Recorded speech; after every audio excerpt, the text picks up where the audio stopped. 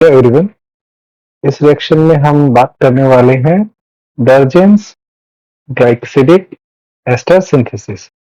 तो इम्पोर्टेंट क्या है कि ये क्या रिएक्शन है? ये है अल्फा बीटा इपोक्साइड बनाने की reaction, alpha beta epoxy ester बनाने की रिएक्शन। कौन सी रिएक्शन?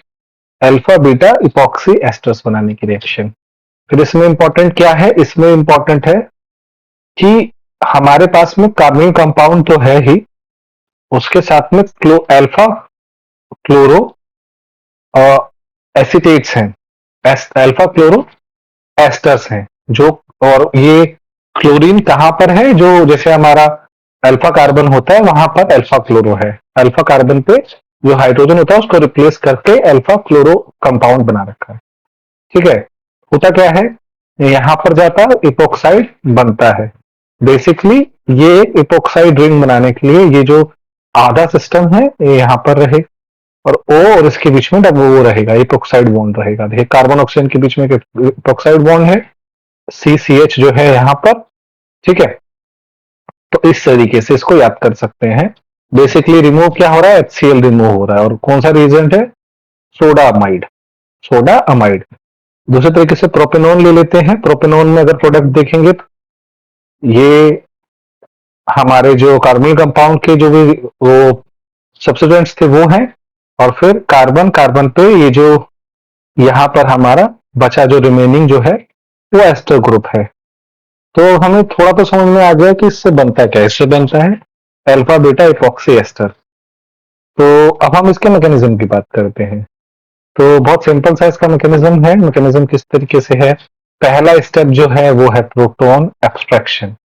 पहले स्टेप में क्या हो रहा है? Proton abstraction. कहां से होगा? अल्फा कार्बन से। अल्फा कार्बन पे जो हाइड्रोजन है वो एब्स्ट्रैक्ट कर रहा है अमाइन, क्योंकि अमाइन क्या है? वेरी स्ट्रॉन्ग बेस है। ठीक है, और जैसे ये करेगा तो हमारे पास में एक नेगेटिव चार्ज बेस कार्बन पे जो होगा, अल्फा कार्बन पे नेगेटिव चार्ज रहेगा। और ये नेगेटिव चार्ज स्टेबलाइज है दो चीजों की वजह से। एक तो माइनस आई इफेक्ट की वजह से, दूसरा जो है कार्बोनिल कंपाउंड का जो रेजोनेंस है। रेजोनेंस भी पॉसिबल है ना इसमें, तो दोनों वजह से स्टेबल है। सेकंड स्टेप में क्या होगा? क्योंकि हमारे पास में नेगेटिव चार्ज है तो ये क्या होगा? ये मतलब ये न्यूक्लियस लविंग होगा, तो it will act as a nucleophile and ये यहाँ पे अटैक करेगा, ऑक्सीजन पे शिफ्ट होगा।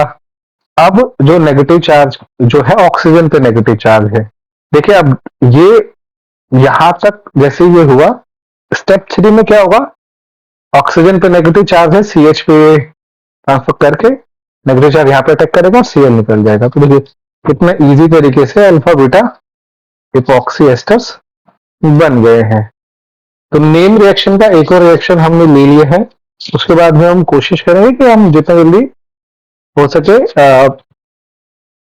इसकी मतलब इससे रिलेटेड जो भी क्वेश्चंस आते हैं एग्जाम्स में वो ले सकें। तो thank you for watching this video. Please like and subscribe our YouTube channel. और हम पूरी कोशिश करें कि नई नई तरह की रिएक्शन आपको इंट्रोड्यूस कर सकें। Thank you.